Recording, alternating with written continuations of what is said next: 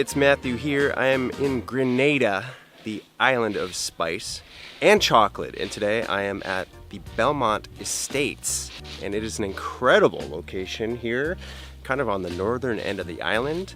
I'm hanging out with Rian, and we're gonna get a tour of this historical place and get a real good look at cocoa production, chocolate production, and learn a lot of historical facts about Grenada. So very interested for this tour, and yeah, my mouth is watering already because I'm definitely a chocolate fiend. So let's go take the tour. All right, so I'm with Sheldon You're today. with Sheldon at Belmont Estate, the best place in Grenada. Whoa! Yeah? Here we make traditional handcrafted chocolate. So now we're about to start our chocolate making journey. We're gonna start out in the field, harvesting, first step. So we also have different fruits here as well. For example, this tree right here. Do you know what this is? Yeah. Wait, let me check the leaf. Do I see any fruits on it? Well, you would see some pods. Here we have some unripe pods. Oh. So it's called Pois Doux. Okay, no, I don't know that one. Pois Doux is French. That means sweet pea.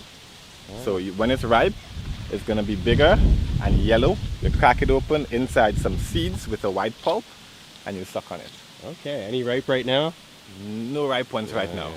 I don't think I've ever heard of that one. It's really good. It's actually one of my favorite fruit. So Rian, Yep. you've been here before, but probably been a while, right? Yes, I've definitely been here for primary school and secondary school before, but it's been a while since I've taken a tour, so excited to see what it's like again. Nice. Here we have our famous cocoa tree. Yes. Now that's where chocolate starts. Right? The cocoa plant entered Grenada 1714 by the French. Now since then up to today, Grenada, the entire country, has been producing cocoa for export. But here at Belmont Estate, we don't prioritize export. We prioritize chocolate making. So we keep the pods to ourselves, make our own chocolate. Instead, we export the chocolate bars, the finished product, more profitable. This is our guy here, the cocoa tree. If you look closely, you'll see the flowers or the blossoms. They come out on the bark or the trunk of the tree. And no CM sandflies would pollinate the flower. Oh, I hate sandflies. Yeah, but sandflies have their use, right? Okay. Not just to bite you. I forgive the sandflies then, because So when you're here, no slapping. Oh man. So from this, you'll get a fully ripe pod in about 4 to 5 months. The pods are ripe when they're bright yellow, bright red, bright orange. The colors based on the different varieties. Here we have 3 main varieties. Trinitario from Trinidad and Tobago, Forastero from South America, Creole from Africa. Yeah. I always find it so crazy how the fruit grows right off the trunk and so many at once. It's such an interesting way to grow. I mean, all the way down the whole tree. So in Grenada, we have a saying, one cocoa fools a basket. That means to have patience. You know what? Here we have some ripe Pois Doux. Look at this. Peel it back like this. And you open it. So it has the texture of a marshmallow. You take it, you suck on it. And it looks almost like a chocolate piece, huh? Tastes good. Try it. Okay. Try some here. Pois Doux, Pois Doux. très français, oui, oui.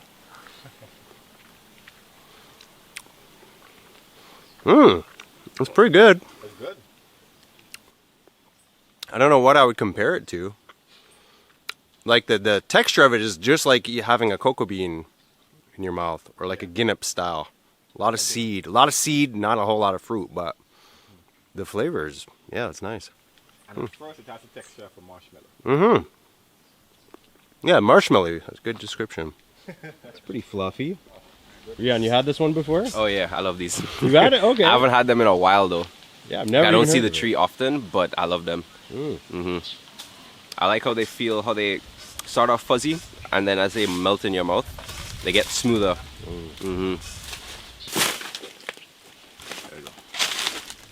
Whoa. You can just keep these. For the road. For the road. All right.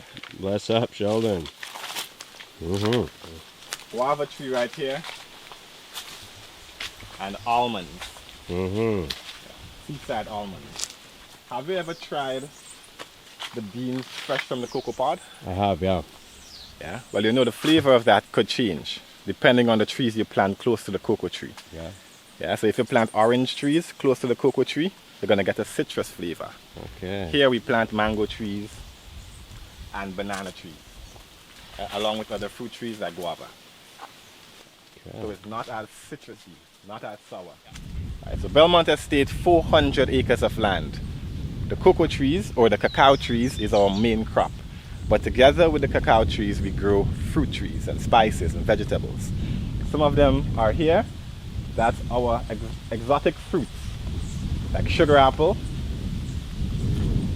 golden apples. In Jamaica, you call this what? June plum? June plum, yeah. That's it. And we have this. That's the one here that Star tripped me fruit. out. Yeah, 5 finger. Or 5 fingers. Yeah. Do you want to try one? Sure, I love 5 fingers. You have a tree right there. I'll grab you one. Yes. Thank you. You're I welcome. love these. Juice or straight up. 5 fingers. Yep. Because it has 5 wedges. Yeah, makes sense. If someone offers you 5 fingers, they're not trying to slap you. Right? Okay. The fruit. Cheers. Cheers. Cheers. Mmm. So nice. So juicy. Yeah, man. You guys got donkeys here? Yeah. Donkeys, goats, Mmm. and we make goat cheese as well. What's your thoughts on goat cheese? Good. It's good? Mm-hmm. Yeah. Love it. I like the goat feta cheese. We also have this fruit here as well. It's called fat pork. Have you ever tried it? No. You want to try it, Yeah. right? See this? Oh yeah, there we go. It's not sweet. Okay. It's tart. What you do, you peel it. Oh, it looks super delicate, huh? Yeah. What's the name again? Fat pork. Okay. I'm going to peel one. This is the first. You want to hold on to this one? All right. Rian, you know this one too? I know this one too. Normal? I Okay. love fat pork as well. Okay, it's all new for me. That's what I'm wondering. The texture is really interesting. It's not crunchy. It's almost like kinda, yeah, it turns slimy. It looks kind of foamy. But yeah, it's a subtle taste. It's not really sweet, not really sour. Quite nice though. Yeah. Sugar apples. We have many trees, but we'll have to go to the trees and see if we find the right one. You're gonna smell this. Whoa, this looks new for me. Hold on to it, smell it, and tell me what comes to mind. Okay. Smells like a lime. Like a lime, it's definitely citrus. Mm-hmm. Yeah. Citronella. Huh. Also tea, Earl Grey tea. Ooh. Powerful. That's a really powerful smell. That's the bergamot, and we use it here in our cocoa tea. Hmm. Yeah, and it also cakes and ice creams and smoothies. Has a really nice flavor. To use it like you would use a lime or like What a you citrus? want is the zest from the skin. Ah, okay. Yeah. Let's head down here. Shortcut. What happens if you nibble on it? Whoa, it's bitter. That's the Ackee tree. Mm-hmm. Yeah, popular in Jamaica. For sure. Jamaica's national dish. It's not very popular here because you know there is a poisonous toxin on the inside. Yeah. And most Grenadians, they're scared of it. Right? Jamaicans aren't afraid of anything. we're scared of the Ackee. Here's some kind of yelling from something in a funny voice. I wonder what it could be. Rainbow! Come, let's talk to my friend Rainbow. You want to talk to your friend? You want to talk to your friend? That's Rainbow's boyfriend. Rainbow's got favorites. Rainbow's boyfriend, Kelly. Yeah. She's a girl and she's such a diva. Right. So this is Rainbow, the Amazon yellowhead. Watch your head. Okay. Rainbow. No, we don't want any crackers. Happy birthday to you. Happy birthday! Want a cracker?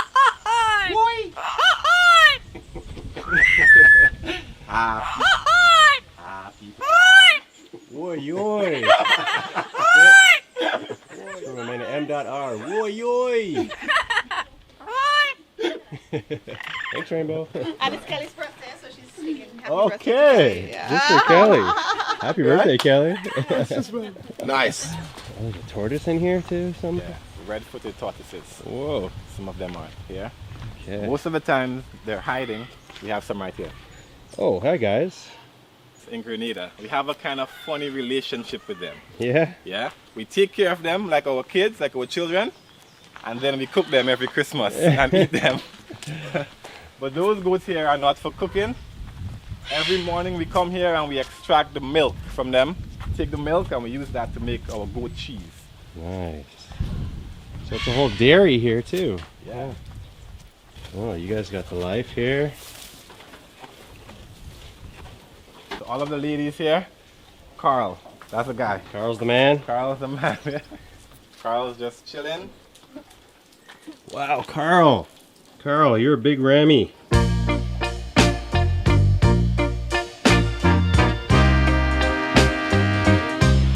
So all of these things here are grown right here at Belmont Estate, this and much more. The golden apples, we saw that. We saw this, the bergamot, Ackee, soursop, lemons. Smell this. What do you think it is? Guava? Guava. That's it. Passion fruit, avocado. That's our cocoa beans in a small calabash bowl. We're going to talk much more about this. Yeah. Almonds. This is also a guava. Grapefruit, limes, cinnamon, anatto or ruku. Okay, yeah. So you use the seeds, make the red markings here. It's used as food coloring. We also put this in our chocolate to give it color. Loofah, you scrub your skin with this. We had the 5 fingers. Sugar apple, cashews, coconut, nutmegs. And this is the calabash, the bony fruit. Are you ready for the goat cheese? Ready. Spices, fresh fruits and veggies, and also the famous and delicious Grenadian goat cheese. Okay. And this lady right here, Mrs. Thelma Thomas, the goat cheese queen, my friends. Okay. Yes. Now, is this a famous one in Grenada, or is it one that you mainly export? This one, is this a famous? On the island. On the so island, most okay. of the restaurants, the hotels, and most of the locals, right here. So here we have Italian blend and pure plain. But besides those two, we also have garlic and chive, red hot pepper, cracked pepper, along with this too. Okay. Which one's your favorite? My favorite will be garlic and chive. But the Italian blend is just as nice. We'll try the normal one first. Yeah, the plain one. Thank you.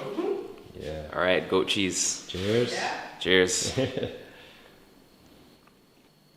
Oh yeah, that's so tasty, so organic, so fresh. It's not going anywhere. Travel about 50 meters to get here. Oh man, yeah, that's incredible. So soft. It's a very soft cheese, yeah? So now here's the Italian one. Buongiorno.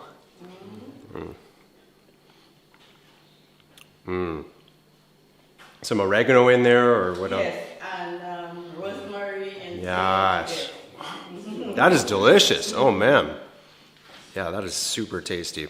Yeah, I really enjoyed that actually. That's a win, yeah? Yeah, that's a big win. Yeah. I don't know. I didn't think I would enjoy goat cheese as much as I just enjoyed it, to be honest. Yeah. So that was wonderful. Yeah, I think sometimes people think goat cheese is too strong or too overpowering, but this is a very subtle, nice tasting. It is not overstrong at all. It's just beautifully subtle.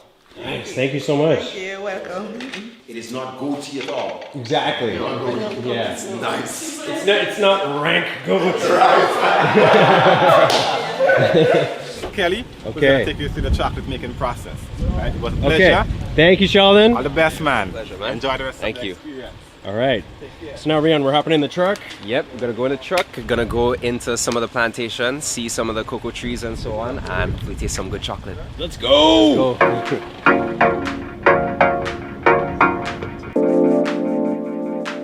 Just a little piece of the iceberg at the 400-acre estate.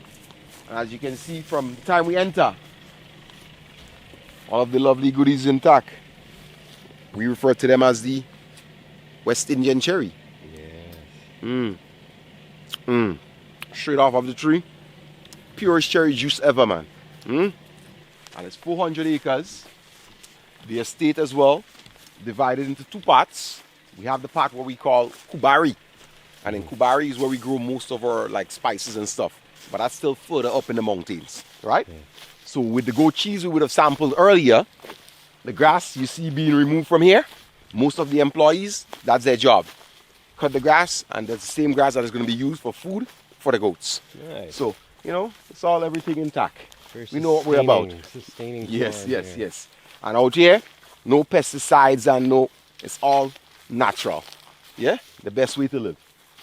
Coming by the mango rows here, we have some lovely Julie mangoes growing in the background. Julie, one of the better types you're gonna find. Not too many treads, you know, it's nice and meaty and good stuff. Growing. The pigeon peas. Yeah. Yeah, but that's gonna be here by December. You know, you have that famous rice and peas with some stew mutton and some, Woo! Getting close to lunchtime. Right? And in between, we still plant some coconuts in between them. Because coconuts for us, super valuable. From the time of the younger version to the older version. Younger versions, refreshing, nutritious. Older version, you make your coconut bakes, you make your oil down, you make all the goodies from it, man. Proper stuff. Right? So yes, we're coming over here. It's a little walk, but let's come up to the top. On that side, sour sups. You know the sour sup? High blood pressure, prostate, insomnia, all these things. I prefer a sour sup smoothie or a sour sup punch.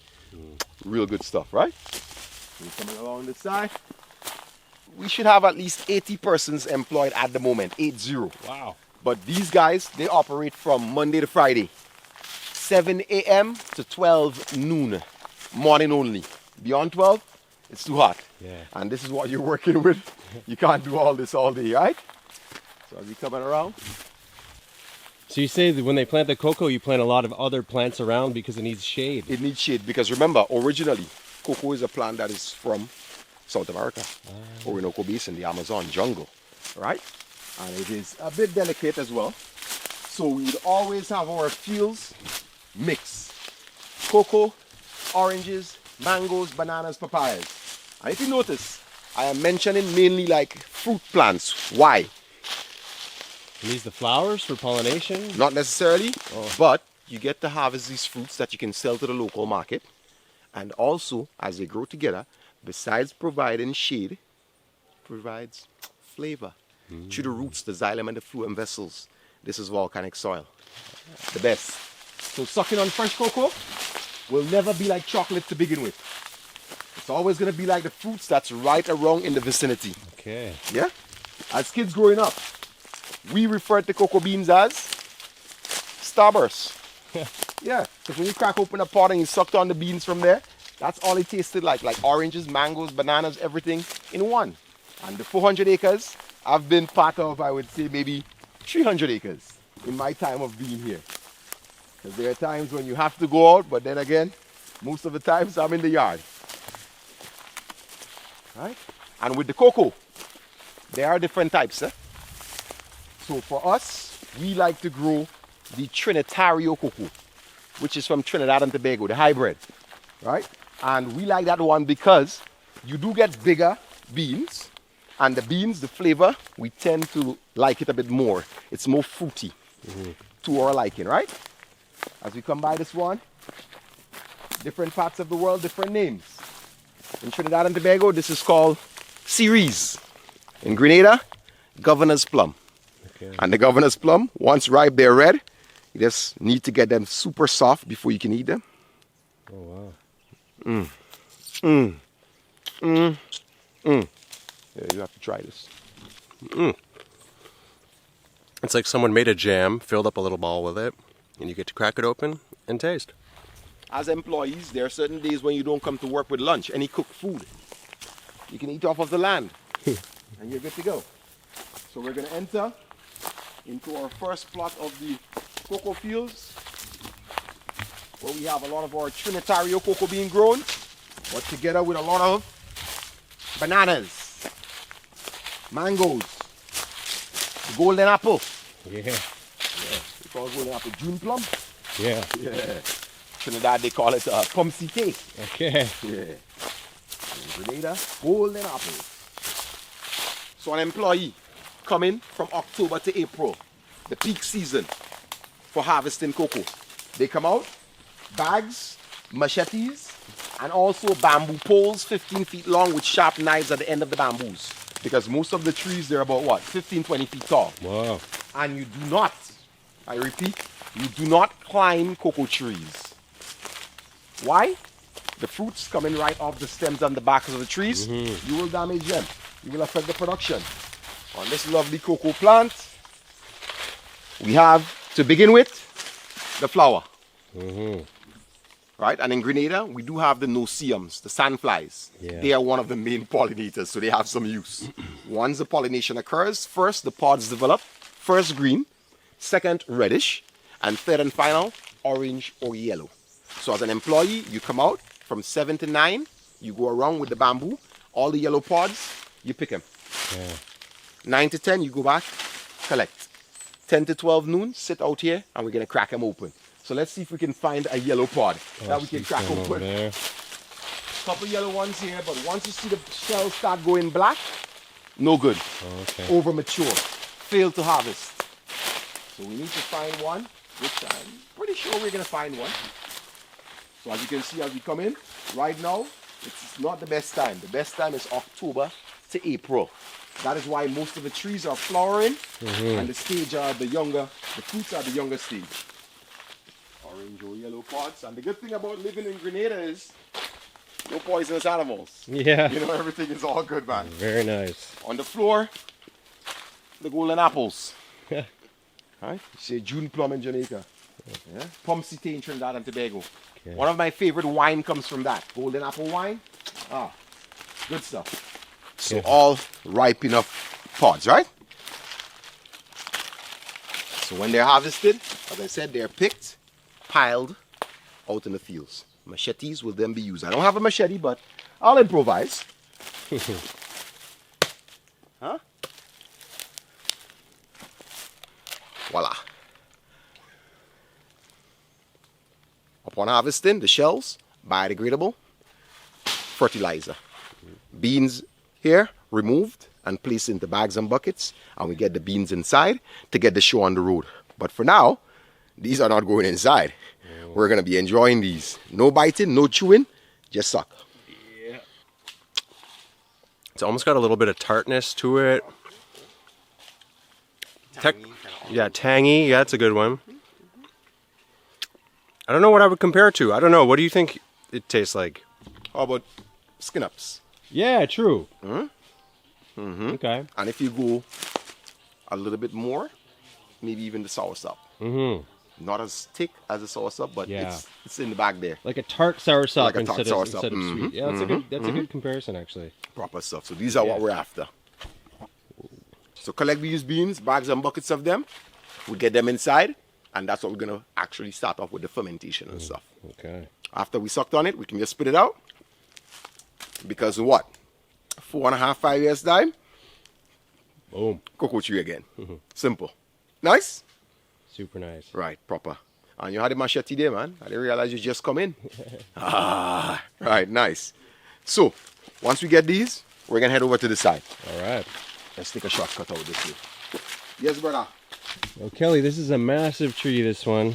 And this is a long mango, L-U-N-G, long mango. It's a bit stringy, so we mainly don't enjoy it as a mango to eat, but we use it a lot in the juice. Okay. Mango juice, oh, delicious, man. Mango long, yeah? All the big ones over there. Yeah. And these would have been planted back then for shade, but also as windbreaks. Protect for the hurricane strong winds and stuff. Yeah. So we call them mango rose. Yeah. But as we come on this side, coming into season now, this, let me see, will be mandarin. Not yet ready though, but that's going to be the mandarin. One of my favorite nut would have to be the cashew nut. Yeah. And this is the cashew nut plant right here, the tree. But it's not producing at the moment, but I love it. The fruit of the cashew, it is also edible. We make a wine from that. But the nut you have to dry, roast, and then carefully remove the shell. Lovely. Seville oranges. Or locals would say, gospo. And gospo now, it's not like the regular orange you want to go to the supermarket and buy to eat. This one is a bit slightly bitter. It's used in marmalade and stuff. But you can also use this if you have fresh pork, fresh beef and stuff, to wash it, marinate it a little bit, give it a little flavor, but cut the freshness. Okay. Right? So the gospo or Seville oranges. Green bananas, plantains, bloggers, these are like common stuff. These are like everyday stuff. So you know, these things will be everywhere. So it's not like we have an area of just plantains or just bananas. Grenada no longer exports bananas. Right? So I would say it's basically for local consumption. So in terms of growing it, it's everywhere. Right? Nice. But the plantains, yeah. I love my plantains. Me too. Nice little fried plantain and or even a green plantain in pea soup. Yeah. Oh, yeah, that's a different story. Good stuff, man. This one coming up here is blogger type of banana as well. When the bloggers are green, you cook like a green banana. When ripe, you can use them like a plantain. Okay. Yeah. I like the ripe bloggers. That's it here again. So it's not as, you know, small, fatter than the bananas. Because everything just grows together. Yeah, organized chaos is the best way to describe it, I'd say, Yeah. And the good thing for us is, yes, people may think, okay, by growing plants this way, well, the plants are competing for nutrients and competing. Yes, they are. But then again, there are plants that act as natural insect repellents. Yeah. There are plants that add back to the soil, like the legumes with the nitrogen and all these things. So it's a give and take. Yeah. You know? Yeah, it's a give and take. Yeah, they run into a lot of problems when they do the monocrop thing. Like, it creates its own set of issues, right? Thank you very much, you know. Yeah. But with this mix, it's like, yeah, something is fighting something. Like you may have bergamots out here. You may have some type of plum trees. Because, for example, around the Christmas season, in your household, if you're having a problem with house flies, there are certain plants you can break a branch from and put on your table. And that is going to keep the house flies away. And these are the same plants that are out here in the fields. You know, so they're going to keep certain pests, certain things away. You know, yes, they're competing, but give and take. Win some, you lose some, huh? Above our head, no longer ripening right now. They're more black one, custard apples. Oh, yeah, nice. And this is the smooth skinned one, which is sort of like pinkish when it ripe. The Ackee in Grenada, we have it growing here, but to be honest with you, we don't really use so much of the Ackee in Grenada. I do know people who consume it, but you know, I think with the poisonous thing that come behind it, it's like people are a bit cautious. So Ackee for us, yeah, we'll have it, but it's not our first choice. It's good. Yeah? Just be patient. I know. I need it to be prepared by a real Jamaican for me. Yeah, true. That's a good idea. So I would get the real deal from it, you know?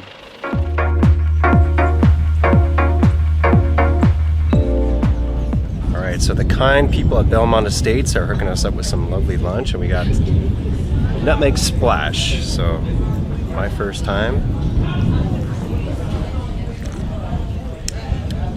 Very refreshing. You taste some lemon in there too, or fever grass or something. Man.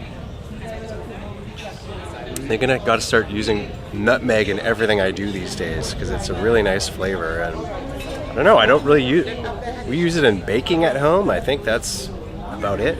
Sometimes in coffee, cappuccinos and stuff, but nutmeg's versatile. Like nutmeg is really common. It's our black gold. Yeah, like what else would you use nutmeg in? So people use nutmeg in cocoa tea. They use it just cooking generally. If you're making some spiced tea, you can put it in the tea as well. Like literally, like you said, it's so versatile. You grate up some nutmeg and put it in whatever you want. If you're making some type of bakes, you can put nutmeg in your bakes. You can, like you said, use it while you're baking generally. It's just really versatile. People use it all the time in Grenada. So this is not what I was expecting, but it looks good. I thought they gave us the wrong thing for a second. Yeah, it was banana cheese something. Banana cheesy rolls? Interesting. It's got like a cheese on the inside here. Oh yeah. I do not think of banana and cheese normally going together, but that's really good. Yeah, it's almost like a banana bread pastry with cheese on the inside. That's really nice. So we just had the awesome appetizer. Got a beautiful buffet lunch. All kinds of different options. 3 different kinds of salads. Fish, chicken, mac and cheese, curry vegetables, eggplant, rice and peas. It's looking good. So the fish is looking really nice. Oh, super tender. It's a huge airy porch area overlooking the grounds. Got mountains in the back. You can see just a little peek of the ocean. Great location. Got some nice curry eggplant. Oh, whoa. Some juicy eggplant. And who doesn't love mac and cheese? Yeah. Okay, we've been given a bonus potato croquette and a creole tofu. Yes. Okay. Yeah, so we're not expecting this one because it's more of a buffet scene, but they helped us with some extras. So it looks like an amazing sauce. Creole tofu, nice and healthy. Wow. Some serious kick, some pepper, some soy, maybe even a little bit of ginger in there. But yeah, really nice vegetarian option. And then we got croquette with 2 different kinds of chutney. One yellowy, one green. I forget exactly what they are, but they look delicious. Some nice crunchy potatoes with herbs all fried up together. This is a legit lunch place. I can see why people come here as a destination for lunch. So first bite, we're going with the green. Sort of a pesto basil type flavor. And these are extra soft inside, crispy on the outside. A lot of maybe chives and onions inside.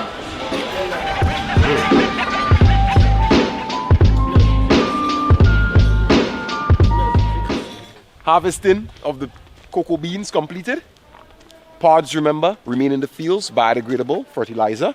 Bags and buckets of the fresh beans will be transported to the boucan, which this building was constructed back in the 1700s by the French. It's a drying house, but today it's for fermentation purposes. Right? So as we enter in here, the beans that we were sucking on earlier, nice flavor, they arrive. The weight is recorded because you get paid by the amount you collect in the peak season, which is from October to April. So as the weight is recorded, just as they are, the beans with the white pulp still surrounding them, they're inserted into the fermentation or sweat box. On average, per box, up to 6,000 pounds of cocoa beans in weight. Fermentation, 6 days. While fermenting for 6 days, the beans in there carefully covered with a layer of green banana leaves and then a layer of burlaps, crocus sacks. This traps the heat produced while it's fermenting. My friend, similar to composting.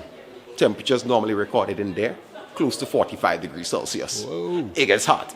So during the 6-day fermentation, every 2 days, manually, the beans with a plastic shovel from one box to the other. And this helps oxygenate, aerate, mix the bean up, ensuring even and proper fermentation. What actually happens to the beans during the fermentation? The pulp that normally surrounds it, there is natural yeast present in that pulp. And the yeast converts the natural sugar also present in there, alcohol, carbon dioxide. So the pulp itself during the fermentation will liquidify. The bitterness in the bean subside. And then the chocolatey brown color, together with the actual flavor, begins to develop in there. Inserted white, after 6 days remove, brown.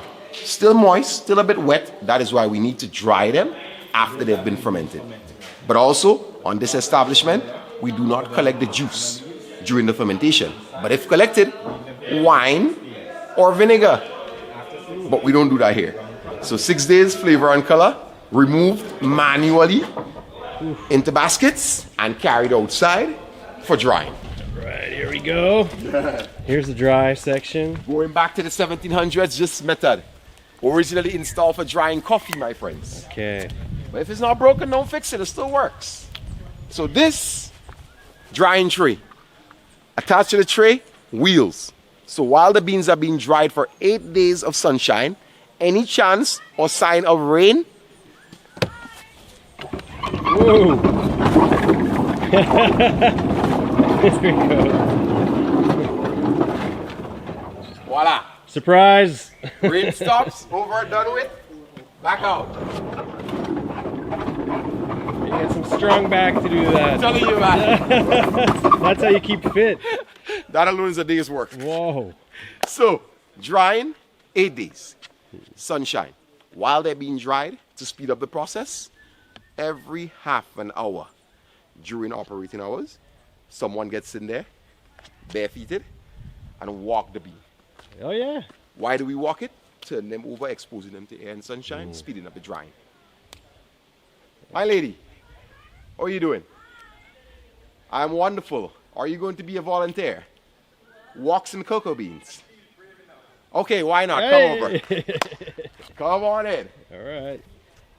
So every half an hour, during operating hours, you must walk the bean to speed up the drying process. You trying to trick me? No. No tricks here. No tricks here. Come right over. When you get to the top, you take off your flip-flops. What happens is that in the peak season, my lady, from October to April, there will be more beans in here. Yeah. But it's not the peak season. We have not been harvesting for quite some time. So we're going to work with this here, right? So come in, feet under, and just push. You see, you've done this before. You're a natural. Yeah. So now you see why I don't eat chocolate, right? You're good. You're good. You're good. You're good. That's extra, that's actual extra flavor, you know? It's like a nice pedicure, so you just slide your feet through. Yes. So that's why it's eating. Yeah. That's why it's eating. Because you're putting that Bajan flavor in there. That's it. That's This it. is going to be the best. This is going to be the best chocolate ever. The best. The best. With a hint of Belgium. And this is not to pull your legs. This is how it's done. Okay. Today, we do have a new system for drying as well. Up above, a greenhouse. In there, we dry instead of 8 days, 6 days. In there, no walking. Rakes, and every half an hour, shuffle them. But today, both systems. Okay. Not the peak season, not enough in there now. So we ferment, we dry. Let's collect. And after collecting the dried beans, we are going to manually sort them by size. This looks much safer than the winery where you ever see that fail video of the grape lady stepping in a bucket and then she falls off and goes, ew! She's in a little bucket. This is nice and safe. You're not going to fall out of this and slam on the ground. So Enough room look in it there up. to Just work it with. Google grape lady next lady. time you got a break. I'll link grape lady for everyone below. Once we complete the fermenting and the drying, the beans will be collected. 100 pounds per sack on average. Miss Yvonne, she takes one sack and her job is to manually sort through these beans by size. Okay. It is important when it comes to conducting the roasting because the smaller beans will roast faster and they will burn and that affects the end product flavor. So is bigger better or no? It's just purely for this roasting. Bigger is better style? for this one. Oh, yeah. Yes, for this one.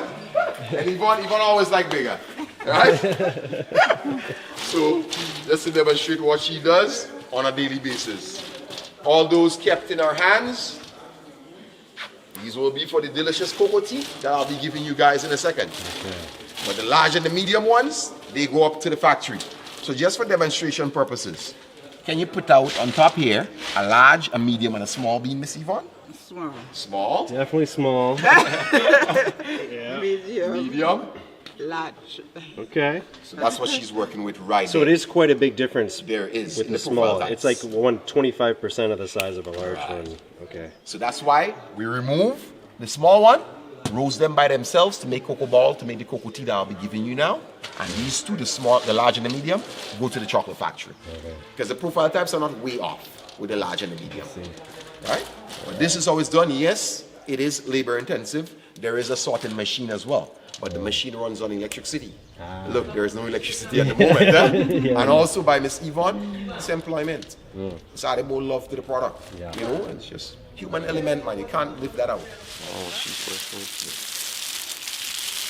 So all these has to be sorted through still. Nice? Nice. Got Right. it. So, ferment, dry. Miss Yvonne sorts them by size. That happens because we're making chocolates right here. But if we decide now to sell the cocoa beans as raw materials, after fermenting and drying them, we're not sorting them. We are going to polish them. And you mentioned the grape lady, right? Yes. Now, to polish cocoa bean, it's called trampling or dancing. Okay. Take dried beans, put them outside into big pots. These are coppers, which were boiled in the sugarcane juice for the rum. Put the beans in there. 2 persons, barefooted, entered. Drums, liquor, and dance. 1.5 to 2 hours. But the dancing, it is not to break the shell off the bean. It's just to rub it, to shine it, to make it more pretty, more presentable for the market. Okay. Polishing, appearance. Today, we don't polish because no one has to see them. No need to make them pretty. 1940s and 50s, this green machine, wood fire dryer and polisher, that did the job back then. Gray one, electrical dryer and polisher, but again, we're not exporting, no polishing. And if we're gonna dry, this is Grenada. Sunshine is free. Yeah, right? And then the sorting machine, large, medium, small. Let me put it on because it still works. Let me just flip the switch. But we're not going to use it because we want employment. There's no electricity. Wow. So this is the cocoa tea, which will be the smaller beans, roasted, grounded with the spices of bay leaf, bergamot, and cinnamon, boiled in water with a bit of sweetened condensed milk, cream of the crop.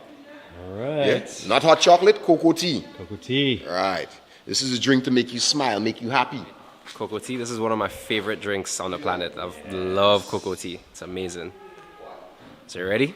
Yes. So Grenadian cocoa tea. Let's go. Let's see. Let's Cheers. Go. Cheers, Ron. Favorite. Oh, it's good. Yeah. All right, so I've tried Jamaican style before, but never Grenadian. I feel like it's got extra spice in it. The bergamot gives it a whole different element. Complex, delicious, smooth. Still a very rich, dark chocolate flavor. Is this sweetened up at all? Just a tiny, tiny little bit with condensed milk. Okay, I was going to say. Yeah, because chocolate on its own can be quite bitter, right? But that is really, really good. Kelly, you bring the energy, man. I like it. You're good on camera, man. Thank you. You're really good. I've been here for some time now. You know, this is going to be like, what, 16, 17 years? Yeah, you're bringing the hype. Yeah. And you know, this for me is not work. So I love it even more, you know, than being behind a desk in the office. And it's all love. It's all love. You meet different personalities on a daily basis. Trust me, it's a live. It's a vibe. So now we're going to go up to our factory, where the large and the medium beans will enter. Okay. But the smaller ones, we just had the cocoa tea. All right? So the Belmont Estate Chocolate Factory. And what we use in here is all of our organic cocoa beans.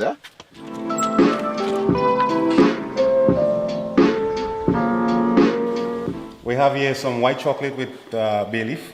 We have a caramelized white chocolate. This too is two of our newest chocolate, but not even yet out on the market. We have, how do you call this? Roku? Roku or Annatto? Annatto, yeah. And this one is Takabim.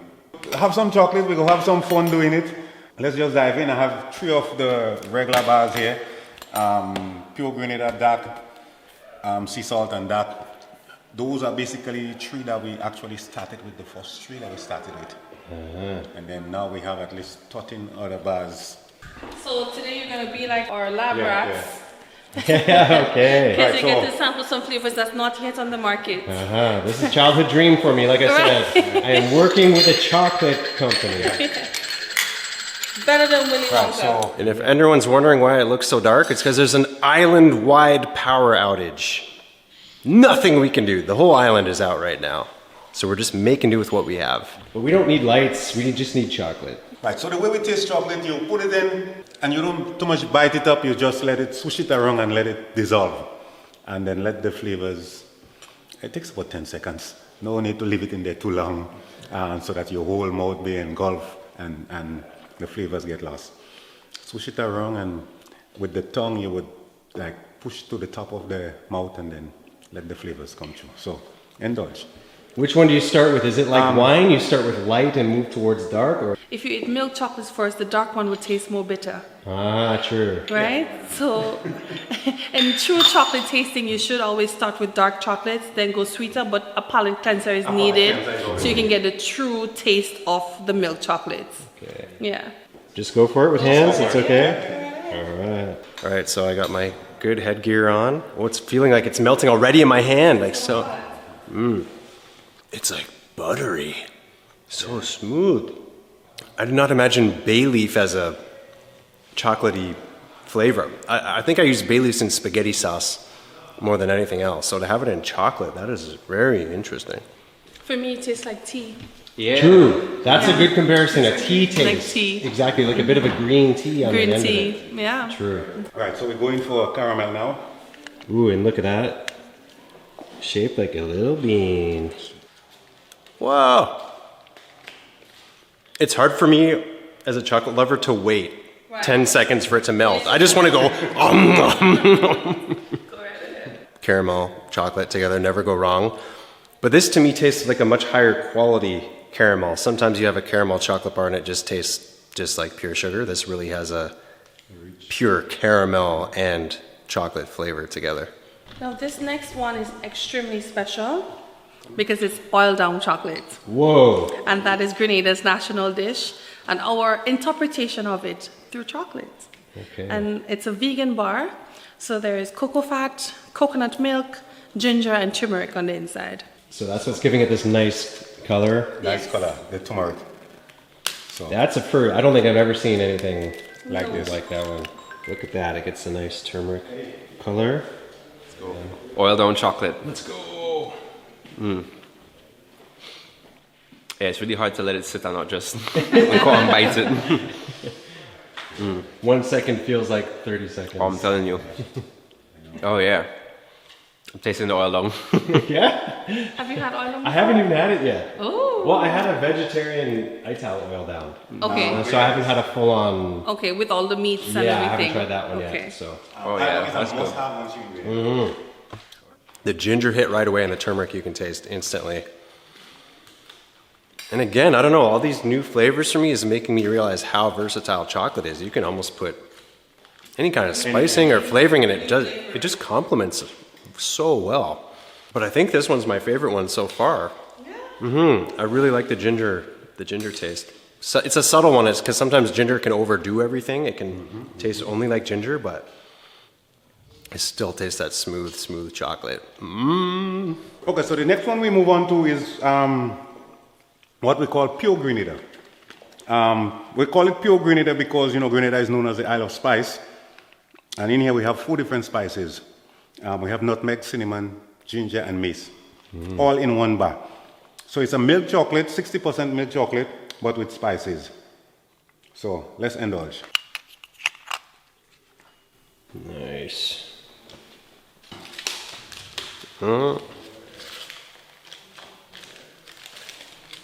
Being as patient as I can.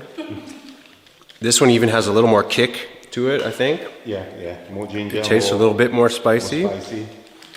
You got the clove, some ginger in there. And it tastes more like a dark chocolate, this one, yeah? Yeah, definitely. Okay. It has 60% cocoa content. That's so nice. The nutmeg, I really like that nutmeg flavor in this one. Right, so we're going for the sea salt now. So this, we take it up to a notch. It's going to be more strong. This is 60%, no, what I'm saying, 74% chocolate with sea salt added. Okay. And the sea salt is added onto the bar as opposed to in the bar, which would, if it's in the bar, it's going to make it salty. What we look for is that when you eat, you get a burst of salt and then you get no salt and then you get a burst of salt. So the salt is scattered throughout the bar. In that way, it's not salty. But, you know, salt is like a vehicle for flavor. Salt makes everything that you do taste better. So if you cook your pot, whatever the dish is, and there's no salt and you add some salt, it's like magic. It's like, wow. So salt is going to bring out the flavor that is already in there and make it more pronounced. So another darker one, right? Is it anything over 50 is considered dark, or is there Over 60. Over 60? Yeah. That's personally my favorite with red wine. Yeah. It's so good. Yeah. Okay. All right, not usually a fan of dark chocolate, but we'll see. Okay.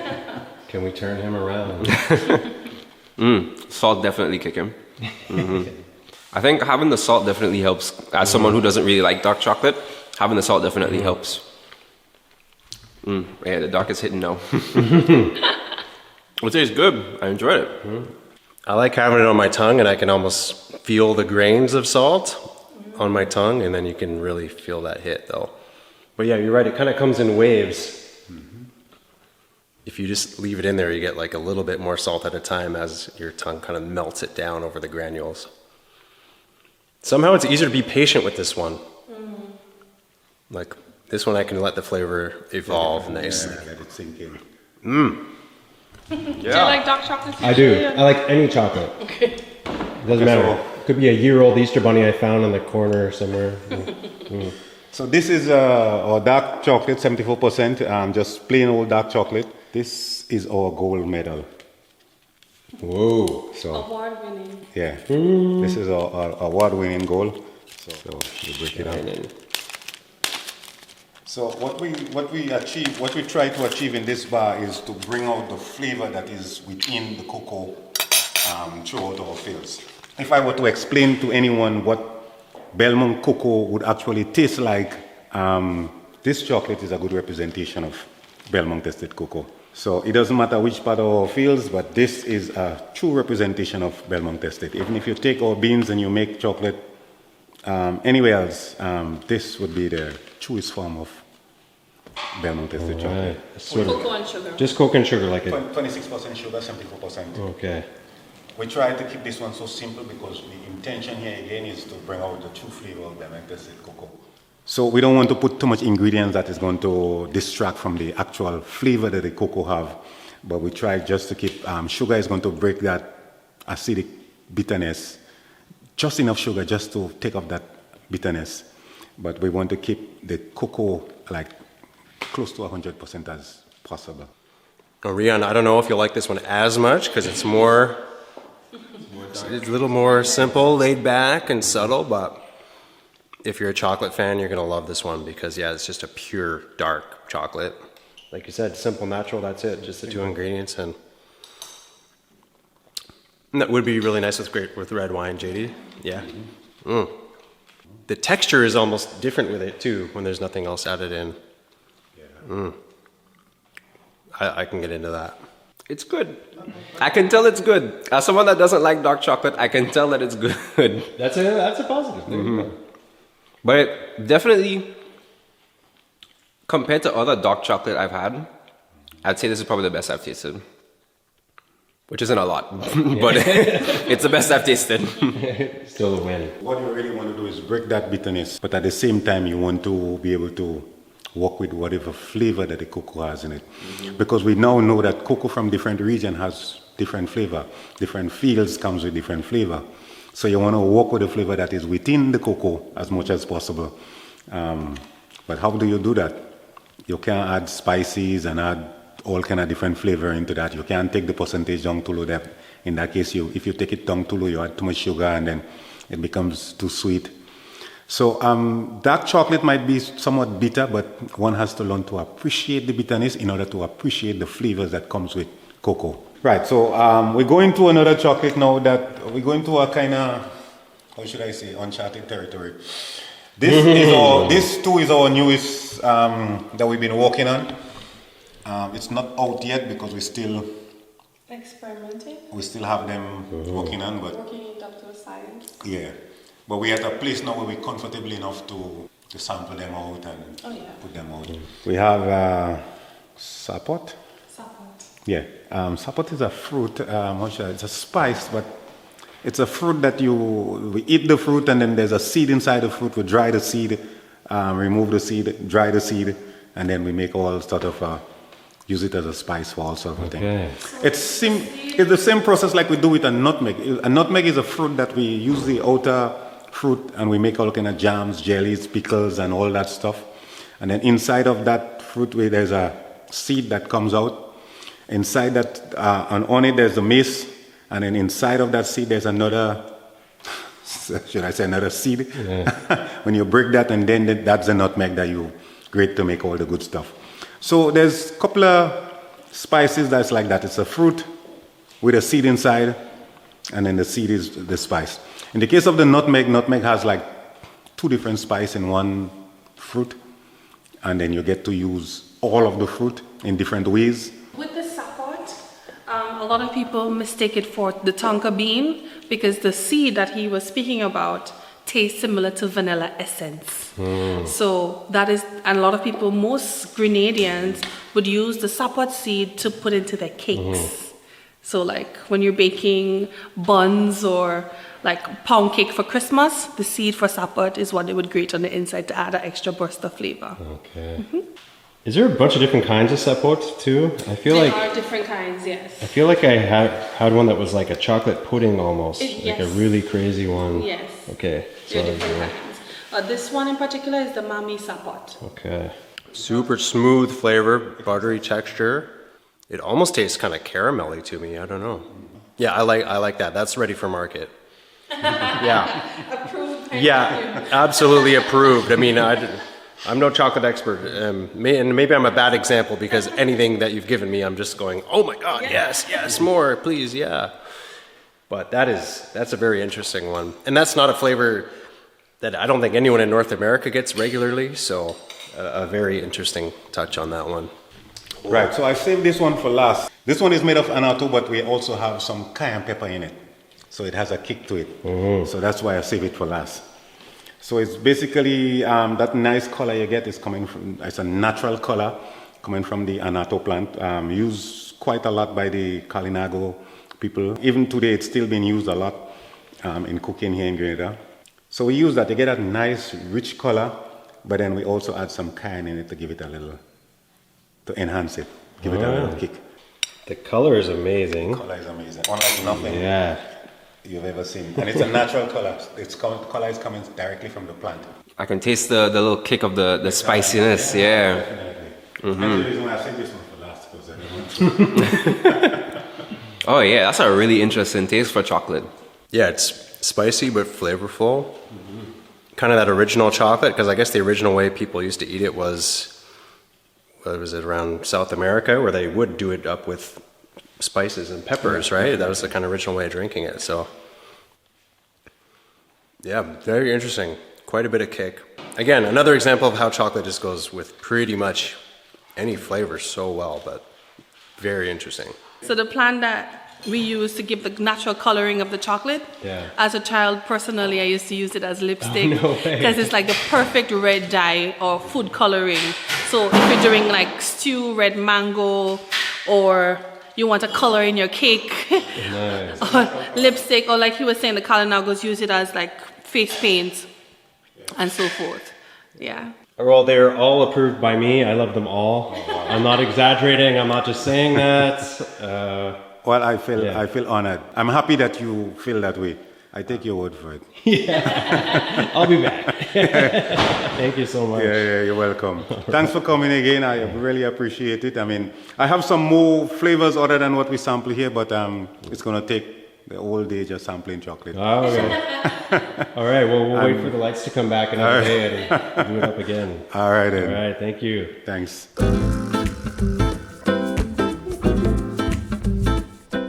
Say that this business is like a success story because it was once in the hands of like the French, the Scottish, the British, and then it was purchased by a Grenadian and it continued to be in Grenadian hands. So people who actually worked on the plantation now are the owners, and so we think that's a pretty dynamic story to tell. Yeah, no kidding. And we were able to diversify our products from not only agriculture but agritourism and sustainable tourism, so that there's continuous employment for the people of Grenada and the people in the surrounding communities. We promote a lot of love, a lot of family, and a lot of authenticity here about Grenada and our people. So we hope that it's felt, the love is felt whenever we have guests visiting us or whoever comes here, whether you live in Grenada or not. We just wanted to feel at home when you're in Belmont Estate. Thank you so much for hosting me today. I had such an amazing time. Really happy to have you today. I'm sure you have become a chocolate expert, I'm sure. You know, from the field to the processing to making chocolate. I'm sure it was an altogether good experience, and we just love sharing what Belmont Estate has to offer, sharing all of our culture and history and agriculture and all of that great cuisine, the oil down. And I think the most important thing is just sharing a part of who we are, our love for people, our pride for Grenada as we get ready to celebrate our 50th independence. We're just so happy and we're a very proud people. Well, I feel it all the way, so thank you so much. Good.